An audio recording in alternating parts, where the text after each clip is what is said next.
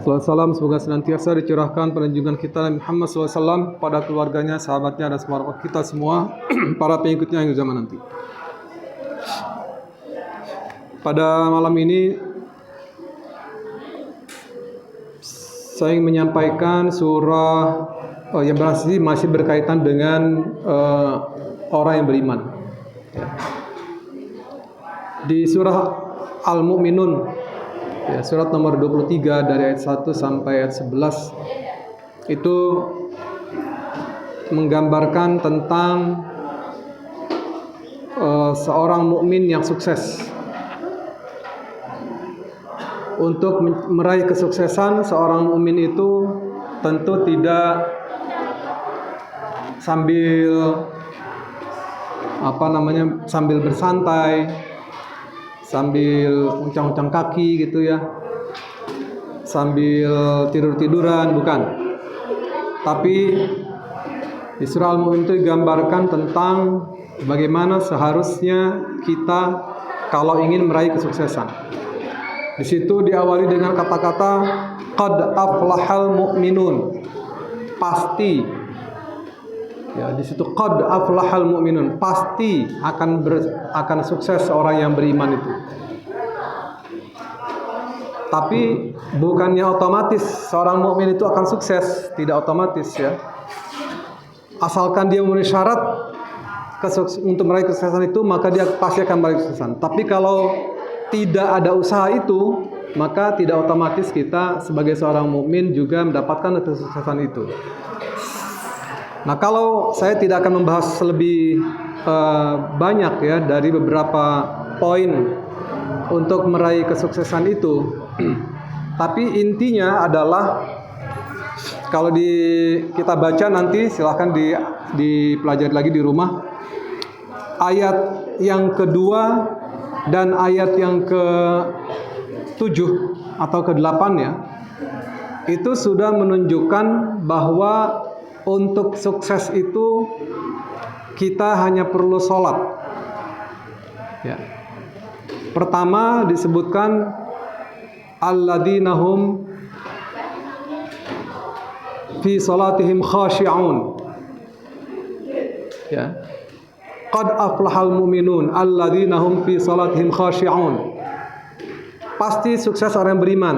Pertama, kalau dia salatnya khusyuk. Kemudian disebutkanlah setelah itu beberapa akibat dari salat yang khusyuk itu. Ya. Nanti silakan dilihat. Tapi saya akan mengambil di penutup syarat itu adalah walladzina hum 'ala shalawatihim yuhafizun. Yakni mereka yang menjaga, memelihara salatnya. Jadi yang syarat pertama adalah salat yang khusyuk, yang terakhir syaratnya adalah shalawatihim yuhafizun. Mereka yang menjaga salatnya. Baik, kita lihat apa yang disebut salat yang khusyuk itu. Apakah salat khusyuk itu harus memejamkan mata? Apakah salat khusyuk itu seperti para petapa, para yang melakukan meditasi atau melakukan yoga, kira-kira seperti itulah? Apakah seperti itu? Ternyata tidak.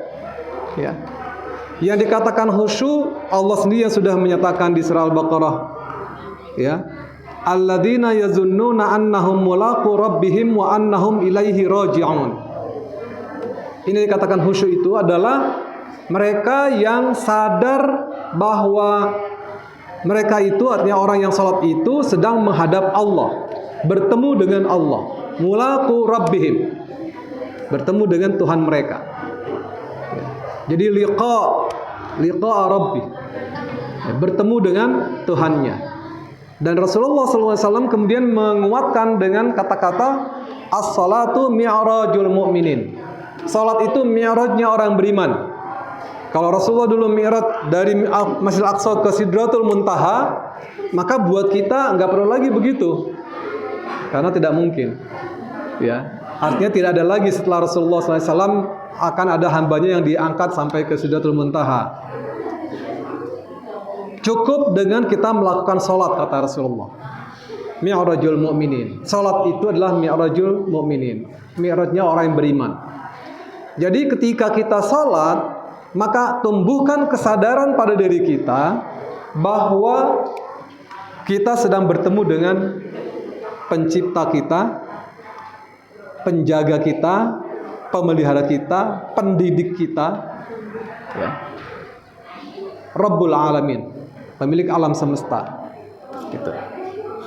Bayangkan kalau kita bertemu raja di raja, gitu ya. Mungkin nggak terbayang kali. Yang paling mudah dibayangkan bagaimana kalau kita ketemu presiden. Bagaimana sikap kita bertemu dengan presiden? Pasti persiapannya sebulan, 2 bulan. Padahal ketemunya cuma paling 30 menit, 1 jam. Tapi persiapannya itu sampai beberapa hari, beberapa bulan. Untuk bertemu dengan seorang presiden saja. Lah ini kita diminta bertemu 5 kali sehari. Minimal 5 kali, ini yang wajib. Ya, bertemu dengan penguasa alam semesta. Ya. Jadi ketika kita bertemu dengannya dalam sholat kita itu, maka hadirkan kesadaran pada diri kita bahwa saya sedang menghadap Allah Subhanahu wa taala. Gitu ya. Yang raja di raja itu. Nah, ketika kita ada kesadaran itu, bukan berarti kemudian hilang kesadaran terhadap lingkungan yang ada, terhadap keadaan sekeliling kita. Karena Rasulullah juga mengatakan, kalau kamu sedang sholat lalu melihat ada ular melintas di hadapanmu, maka bunuh ular itu, gitu. Ya, bunuh ular itu, baru kemudian lanjutkan sholatnya.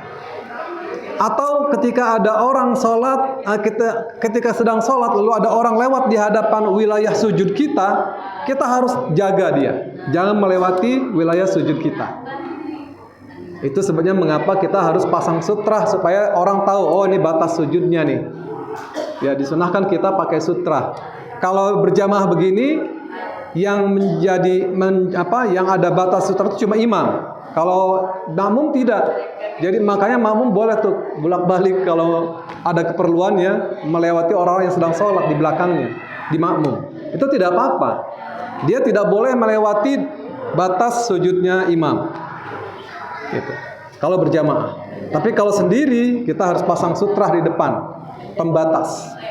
Ya. Nah, ketika ada orang mau lewat, tahan. Kalau maksa juga tahan lagi. Kata Rasulullah, kalau memaksa juga boleh dipukul. Ya. Atau kata Rasulullah juga, lebih baik menunggu 1000 tahun daripada kita segera melewati orang yang sedang sholat. Lebih baik menunggu 1000 tahun. Jadi ketika kita sholat itu, kita tetap punya kesadaran akan apa yang terjadi di sekeliling kita. Ya.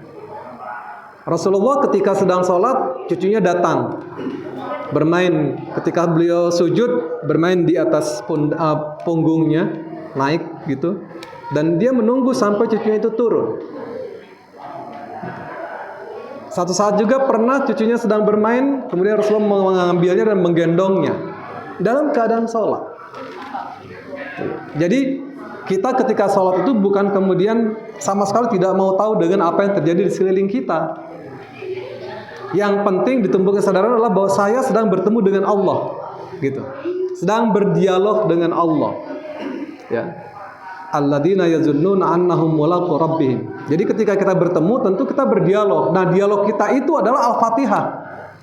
Sekurang-kurangnya Al-Fatihah, karena Al-Fatihah itu wajib. Kalau tidak baca Al-Fatihah tidak sah salat kita. Dan di Al-Fatihah itu Rasulullah, Allah Subhanahu wa taala menjawab apa yang kita ucapkan. Dari mulai Alhamdulillahirabbil alamin, Ar-Rahmanir Rahim, Malik, dan seterusnya sampai waladhdallin, itu Allah terus berbicara dengan kita.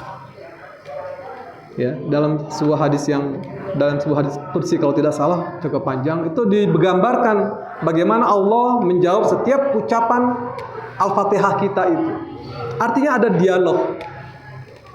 Itu sebabnya mengapa kita harus juga memahami apa yang kita baca, sehingga kita menikmati dialog itu. itu ya, menikmati dialog itu. Kemudian yang kedua yang dikatakan khusyuk itu adalah wa annahum ilaihi raji'un. Ada kesadaran bahwa kita ini nanti akan bertemu dengan Allah, yakni akan mati. Kenapa harus muncul kesadaran itu? Karena ketika kita bertemu Allah, pasti Allah tanya. Nggak mungkin Allah cuekin. Ya, buat orang yang beriman itu pasti ditanya. Yang ditanya apa? Summa latus'alunna yauma idzin 'anin na'im. Setiap nikmat yang Allah berikan kepada kita itu akan ditanya. Dari mana dapatnya?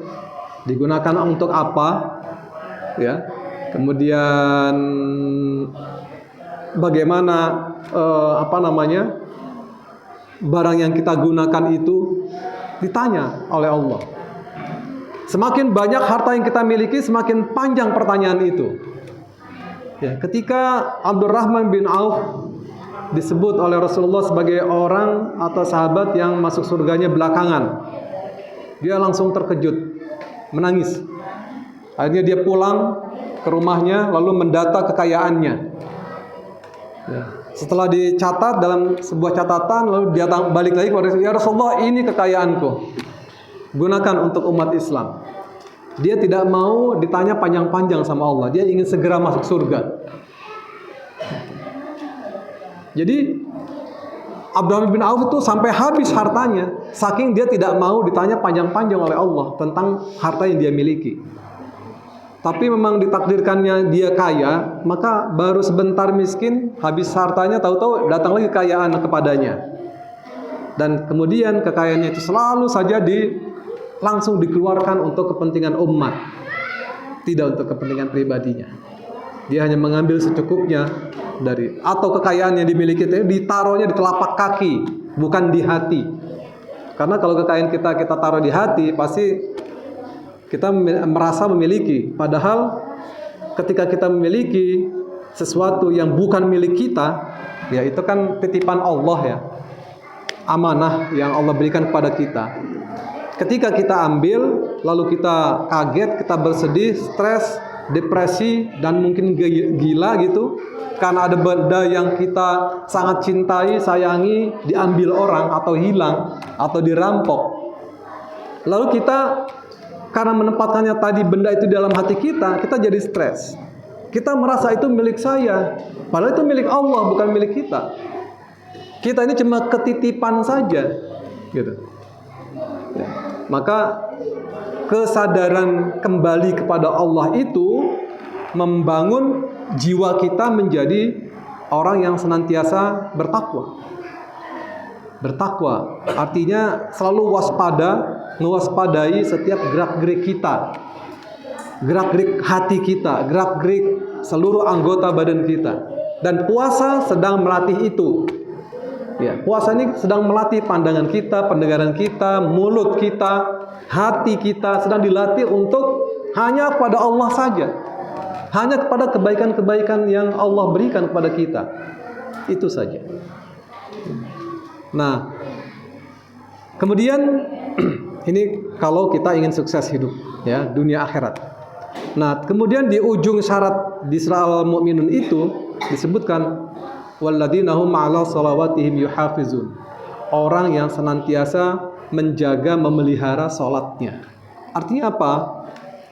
Disebutkan oleh para ulama tafsir 'ala shalawatihim yuhafizun itu adalah pertama, dia betul-betul salatnya itu seperti Rasulullah. Gitu. Dia berusaha mencari tahu seperti apa sih Rasulullah salat. Karena Rasulullah mengatakan, "Shallu kama ra'aitumuni usalli." Salatlah kamu sebagaimana engkau melihat aku salat, kata Rasulullah. Nah, kita melihatnya bagaimana? Pelajari hadis-hadisnya yang sahih. Nanti kita tahu bagaimana cara Rasulullah salat. Walaupun nanti ada berbagai versi, ya. Tapi selama ada dalilnya tidak ada masalah. Yang penting kita tahu bahwa kita salat itu sesuai dengan Rasulullah SAW. Itu yang disebut yuhafizun. Ala salawatihim yuhafizun. Kemudian yang kedua, ada kesesuaian antara pernyataan kita di sholat dengan perilaku kita sehari-hari. Ada kesesuaian. Ya. Jadi ketika kita mengatakan Allahu Akbar, maka di luar sholat pun kita tetap mengatakan Allahu Akbar. Bahwa Allah lah yang paling besar dalam kehidupan kita, yang lain kecil. Harus kita anggap kecil. Kalau kita masih menganggap besar, berarti kita belum memelihara sholat kita. Kenapa terjadi korupsi di negara ini? Karena mereka menganggap duit itu besar, akbar. Allah itu kecil. Makanya mereka mati-matian mengambil duit rakyat.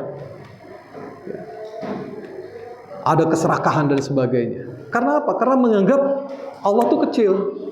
Walaupun dia rajin sholat, tapi nggak nyambung antara sholat dan ucapan dan perilakunya.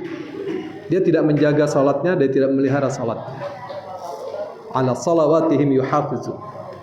Kemudian yang ketiga, bahwa apa yang dilakukannya itu seperti yang digambar dalam sholat itu, ya, dia senantiasa peduli dengan apa yang terjadi di sekelilingnya. Peduli dengan sesama. Karena di akhir salat kan Assalamualaikum warahmatullahi wabarakatuh, Assalamualaikum warahmatullahi wabarakatuh. Ya, memberikan salam kepada kanan dan kiri. Ya, diawali dengan takbir Allahu Akbar, diakhiri dengan salam. Itu salat kita kan. Nah, artinya apa? Jadi setelah membesarkan Allah, maka kita harus peduli dengan apa yang ada di sekeliling kita. Peduli dengan saudara kita, peduli dengan saudara-saudara kita yang meskipun jauh di Palestina sana, kita harus tunjukkan kepedulian kita sesama mukmin. Ada saudara kita di Kashmir misalnya yang setiap hari dibantai oleh orang-orang India. Ada saudara kita di Rohingya, bangsa Rohingya yang setiap hari juga dibantai oleh orang-orang Buddha. Ya. Palestina jelas oleh orang Yahudi. Jadi ada ketersambungan kita dengan mereka. Itu salam itu. Assalamualaikum, assalamualaikum. Kita harus tahu apa yang ada di sekeliling kita itu dan kita mencoba mengatasi berbagai masalah yang dihadapi oleh siapapun saudara-saudara kita itu. Saya kira ini saja yang ingin saya sampaikan. Mudah-mudahan nanti silakan di detailnya itu, rincinya itu kita bisa lihat di surah Al-Mu'minun surat nomor 23 ayat 1 sampai 11. Karena di ujung ayat itu kemudian dikatakan ulaikal ladzina yarithunal firdausahum fiha khalidun. Mereka itulah para pewaris surga Firdaus. Jadi kita yang sukses salatnya, benar salatnya, khusyuk salatnya, maka kita akan mewarisi Firdaus. Dan salat yang benar, salat yang khusyuk, salat yang terjaga itu pasti dia tidak akan melakukan hal yang digambarkan di surah Al-Mu'minun itu. Saya kira itu ini PR dari saya supaya kita lihat nanti bagaimana yang lebih rincinya. Assalamualaikum warahmatullahi wabarakatuh.